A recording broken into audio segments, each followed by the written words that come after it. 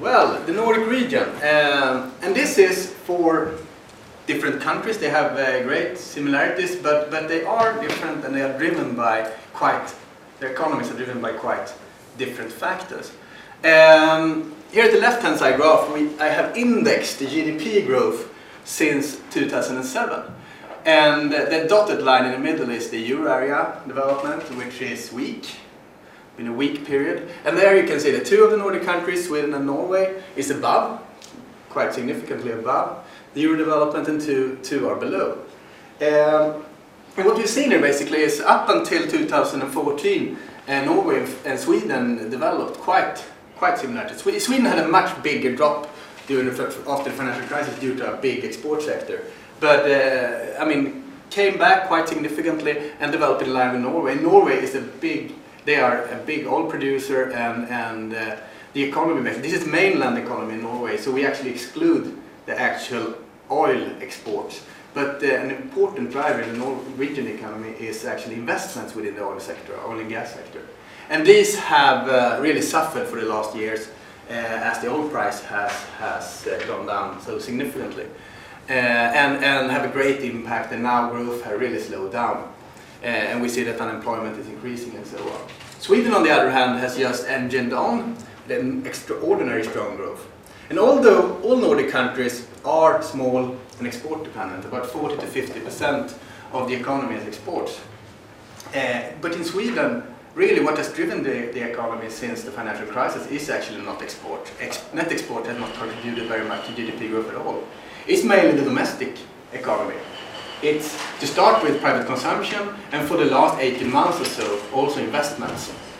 And specifically investments within the residential sector. And we've also seen, extremely dovish central bank policy with negative repo rates, and also very expansive fiscal policy, and that is due to the big immigration as well. So very strong growth rates, and also if you look at the average annual growth rates for the last 15 years, we can see that Sweden stands out in a Nordic perspective. Otherwise, the Nordic countries are relatively in line with the kind of overall euro development. And then we have the expected growth for 2016, but also for 2015 in Sweden that just stands out enormously. And we are starting to see almost a kind of overheated economy. Otherwise, this is an area with about 25 million inhabitants. Sweden is the biggest country, just below 10 million, and the rest of them have about 5.5, 6 million persons. So all in all, it's a little bit over 25 million inhabitants. Norway is the richest country, so a GDP per capita of about 100,000, while the others have 60. Finland have 50. So it's a wealthy, well-being region, and relatively big if you clump it up together. What we also can see when looking at the drivers of the economy, when we look at the retail sales index. And here we can see that Sweden really has engined on. We see that Finland followed Sweden quite well up until the financial crisis, but after that it has really been a kind of weak development on the retail sales. And we also see that Denmark, the thing is that Denmark suffered from these housing price bubbles during just before the financial crisis, and has not really, first now they are starting to recover, but still growth rates are very, very slow, although we see that private consumption and wage growth have started to come back. What's also interesting is when we look at the current account balance. The current account has historically been, historically had a strong surplus in the Nordic region. But what's happened basically since the financial crisis is that Finland has gone into reverse and actually gone from a surplus, quite strong surplus, into deficit. And that is a little bit troubling. But the thing is with Finland is that they have really had bad luck with the sectors they're working in. They have a big forestry sector, they have a shipbuilding sector, and they have telecom sectors. And they also have a big exports to Russia. Russia is the second or third biggest trading partner for Finland. And they really had bad luck with all those four factors. Nokia, they stood for like 20% of GDP 10 years ago, and now they're almost gone. And there has been a strong blow to parts of the country. They are starting to see kind of a stabilization now, but it has been a very tough journey, and they have gone from current account surplus of like 7% of GDP down to deficit over 15 years. So they've gone through a really tough period, and what they've seen actually is that wages have increased too fast in Finland and they've lost competitiveness. Now they have starting to sort that out, but it will take some time, and probably the Finnish economy will grow slowly for a number of years. You can also see that when looking at unemployment. While Norway's unemployment has increased because they are following another cycle, oil cycle, we see that Sweden and Denmark employment have gone down, while in Finland it has actually increased during last year. So they are still they haven't really started to see any strong recovery yet. They are still suffering, even if it's starting to bottom out. And the thing is now that according to Catella's overall macroeconomic scenario, we are starting to get into the end of the economical cycle. And that is basically a global thing. I mean, the Nordic economies all are small, open, except for Norway that follows this oil cycle, which is just different from the other countries. But small open economies, export dependent, and very dependent on the kind of global economic development. What we see now is that the US is the strongest global growth engine. We see weak development and high debt in the growth countries. And while in the US we see that unemployment have come down significantly. It's the dark blue line in the right hand side graph. And while we see that the light blue line is wages, wage growth is starting to pick up. And now we are going towards one more increase by the Fed, probably already in July. And the thing is that the US need to take down their growth rates towards the kind of long-term potential growth, which is perhaps 1.5%. So they need to go from 2.5% to 1.5%. And that will impact the entire global economy, as we see. And also when we look at the Swedish economy, quarterly growth in Sweden is very strongly correlated with the stock market. The stock market is a leading indicator around 3/4 ahead of GDP growth. And that is a very strong correlation that has been almost 100% for 10 years. And now the stock market in Sweden is strongly indicating a slowdown towards the second half of the year. Still, during Q1 we had the growth rate of 4.2% year on year, and that is just extremely strong, among the strongest growth rates in Europe. But still we see that is slowing down. We think that growth will still be strong. We think that it will bottom out at perhaps 1% in 2018, and we will have an average growth of around 2% over the coming 5 years. So we think that the growth potential is very strong in Sweden, but it will slow down. While we'll see more stable development in the other Nordic countries, because they haven't really had these high growth levels. They have been a little bit lower growth rates and more stable development. The troubling thing that I think, I don't like this picture at all. Specifically not the left-hand side picture. And that's a troubling picture. It's basically it's showing the repo rate in Sweden and the business failure, number of business failure. And what we've seen for the last 20 years is that business failures and the repo rate, the monetary policy, is actually going hand in hand. So when we get a lower repo rate, basically business failures goes down. And that is one of the indications that we see of this kind of liquidity trap that we are starting to end up in. Currently, actually, the only thing that the expansive monetary policy does is actually pulling up asset prices. It doesn't really increase the economic activity anymore. Instead, it reduces basically the animal spirit in the economy, and it makes companies go on that shouldn't really be able to do that because they're not efficient. So this is a problematic picture, and this is a picture, it's not worst in the West world in Sweden in any way. I think it's much worse it's the same development in the US and many other Western countries. But it's the same trend basically after all. And we've also seen that productivity has gone down in most Western countries. Sweden has stand out with relatively strong productivity, but that is just because we have such strong growth rates.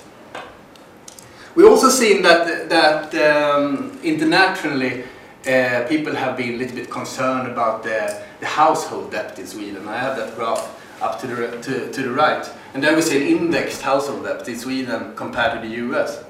And that has just increased for the last 15 years.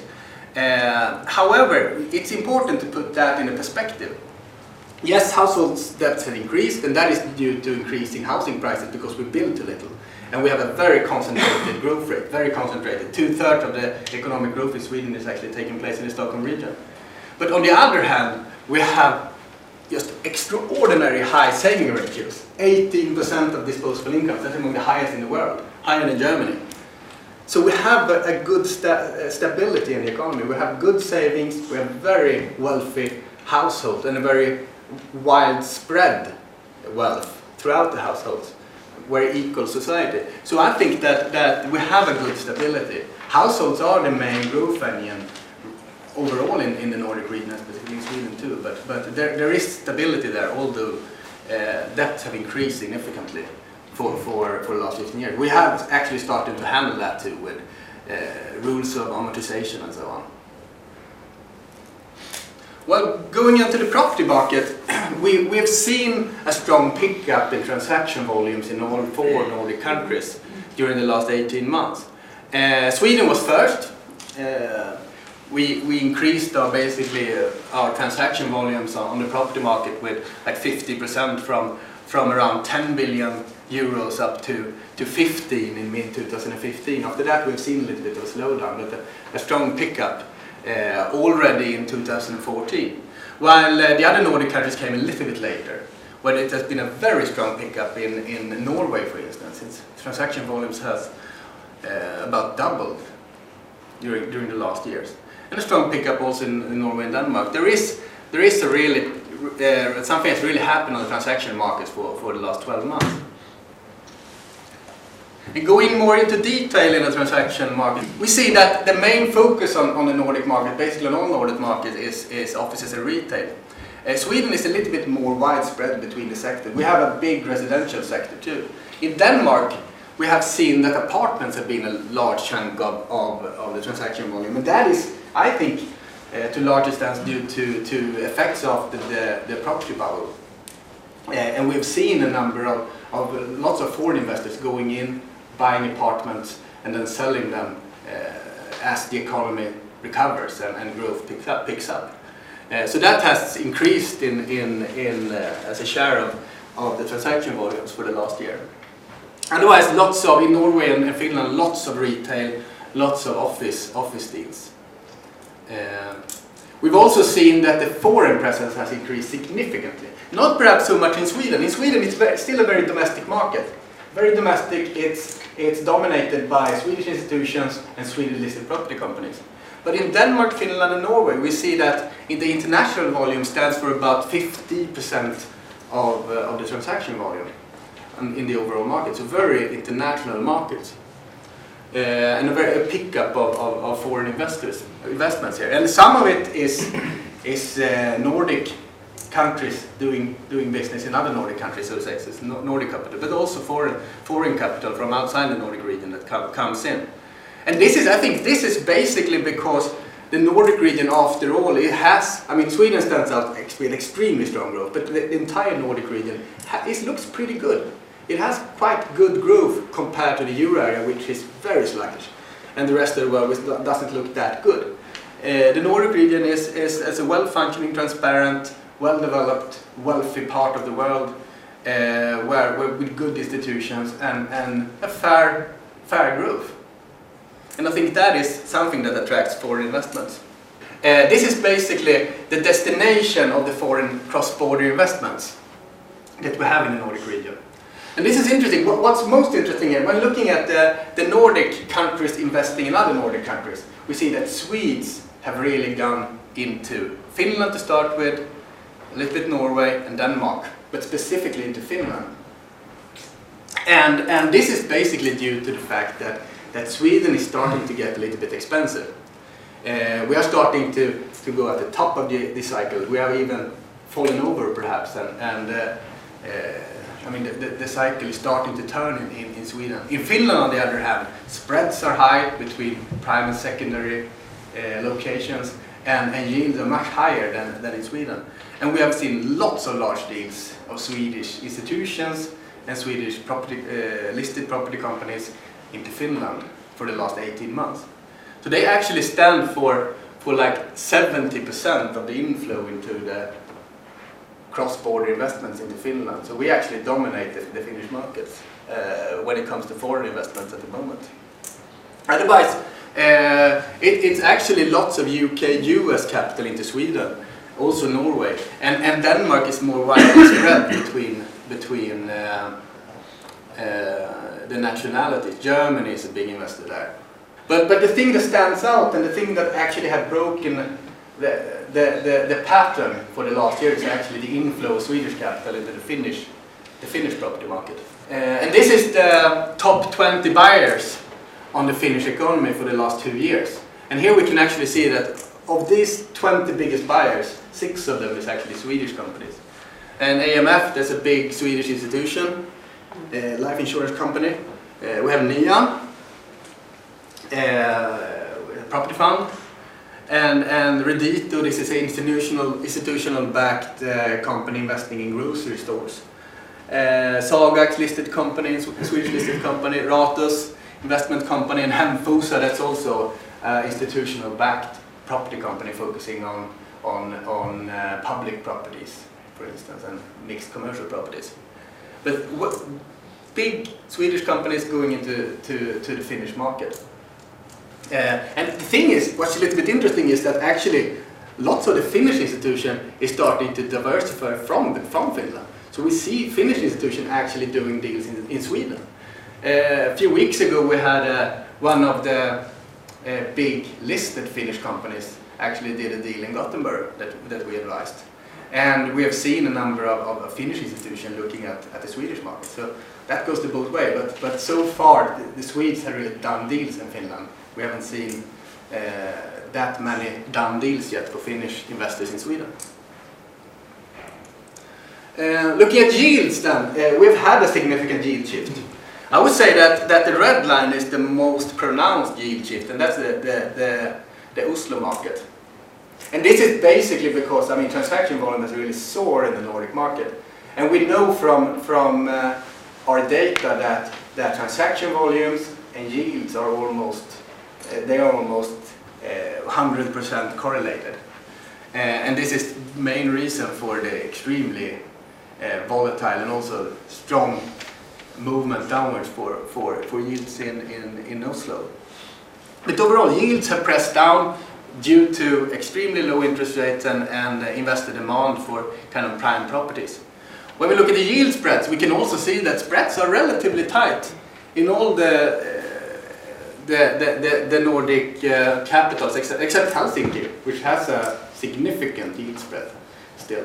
I would say that spreads are tight in Stockholm, and it's specifically tight, not perhaps between A and C location, but it's between A and B location spreads has really come up and been very thin. Between Stockholm CBD and Stockholm kind of prime suburb, or a little bit B location in prime suburb locations. There we see the spread is really thin. When you look at Copenhagen, you haven't at all seen that compression, but on the other hand, spreads didn't get that wide either during the crisis, because the very little liquidity and valuers didn't actually increase yields that much. Perhaps they should have increased it more. But if we look at the kind of economical cycle, we say that Stockholm is definitely kind of over the top. We see that Helsinki is kind of on the bottom, starting to recover. And Copenhagen and Oslo is somewhere in between, I would say.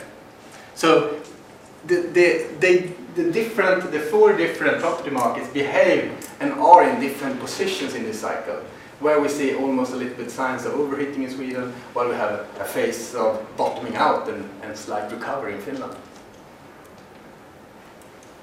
And this is the four office sub-markets in Finland, and here actually we see that spread are starting to come together.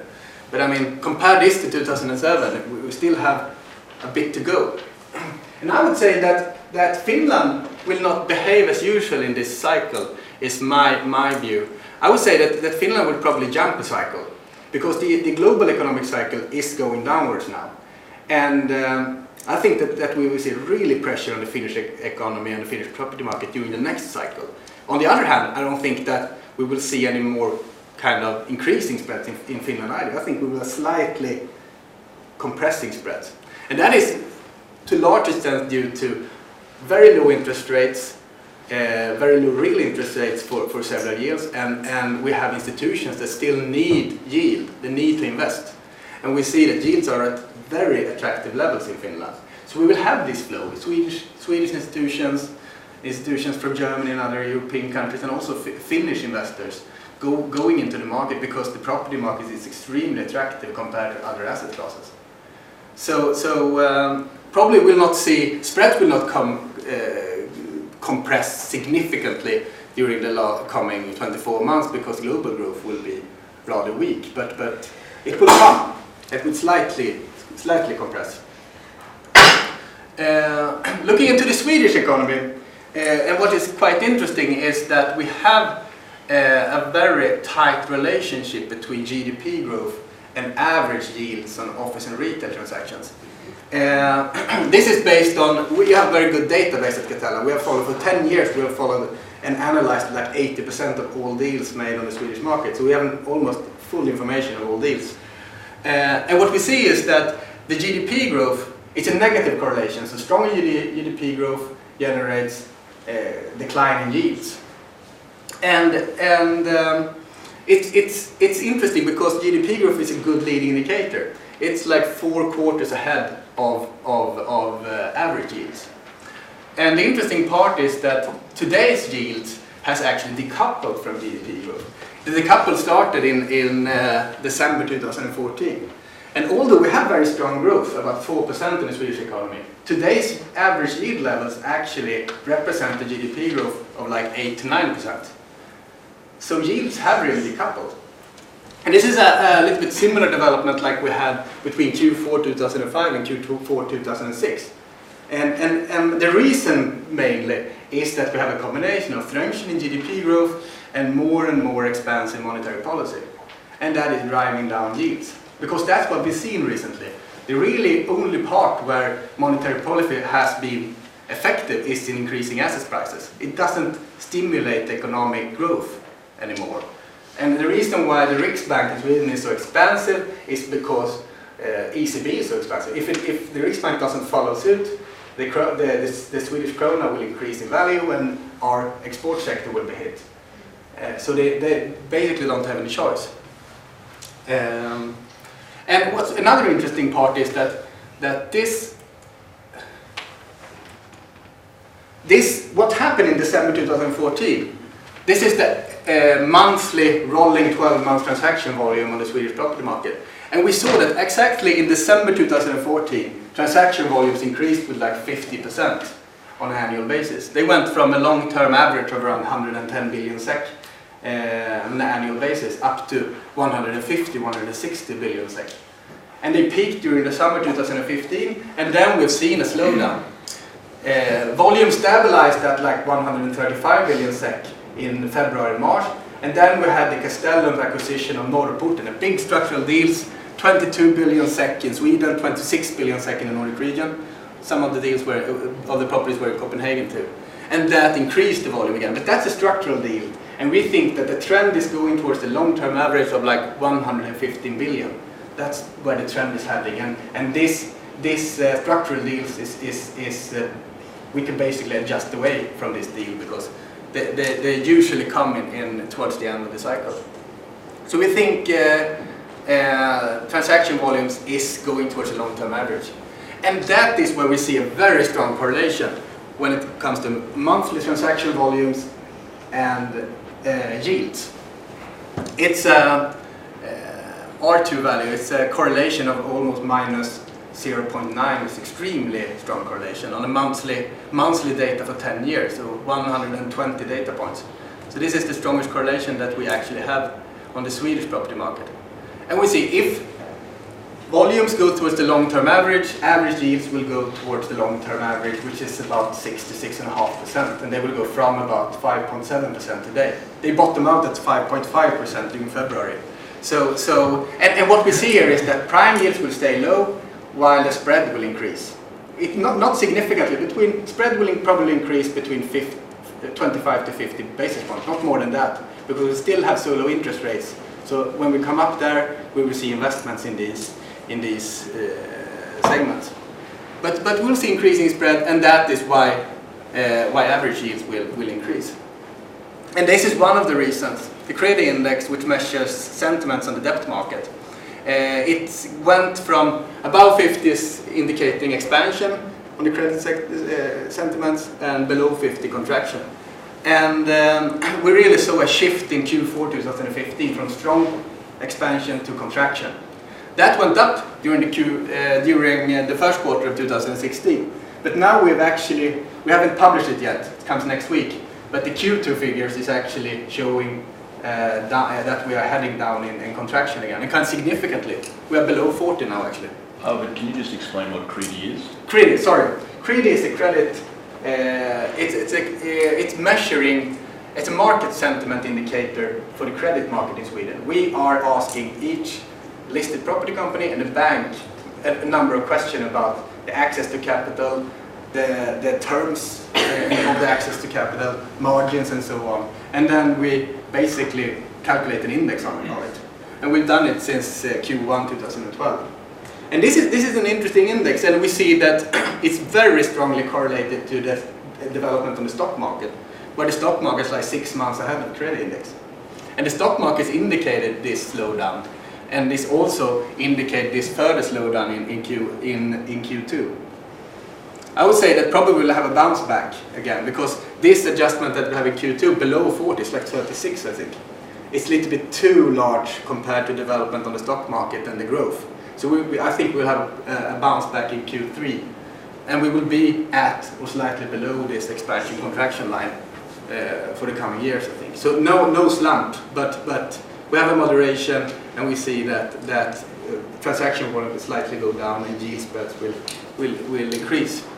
And who will buy and who will sell then? And this is an interesting picture, because this shows the net investment by the Swedish listed companies. And actually, we can see that the other line, the red line is the net investments, the blue line is the market premium, weighted average market premium of the listed companies. And that is actually a leading indicator of net investments. It's like 1 year, 4 quarters ahead of net investments. So what we've seen related the last 8 months is that listed property companies have actually dominated the market together with institutions. Institutions have been solid net investors for the last 10 years, between 15 to 20 billion SEK in net investments each year in average. And they've been quite stable. While listed companies have been very volatile and follow the kind of economic cycles and equity market premiums.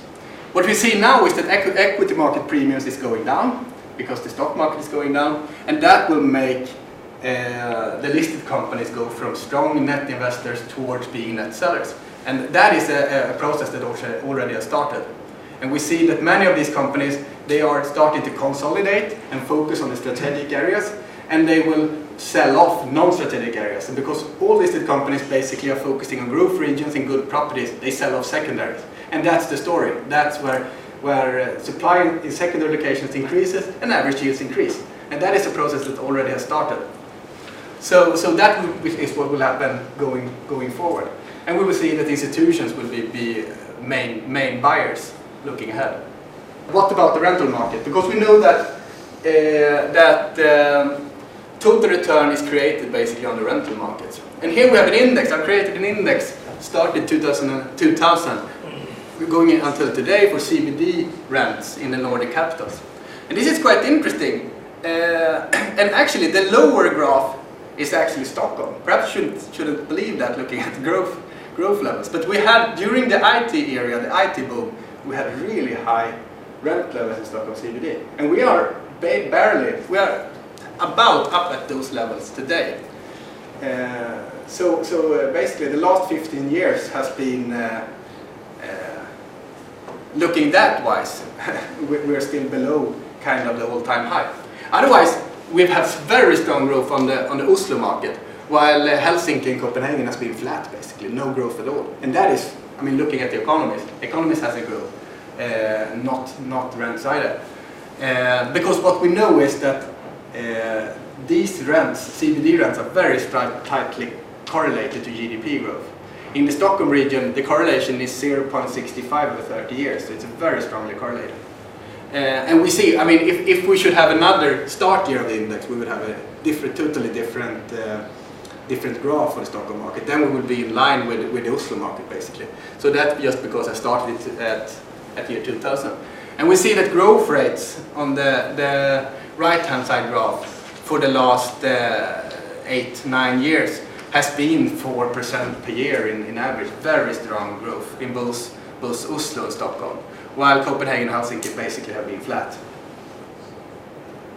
And this is important because total return is created on the rental market. It's all about finding locations that can benefit from economic growth and generate rental growth over the cycles.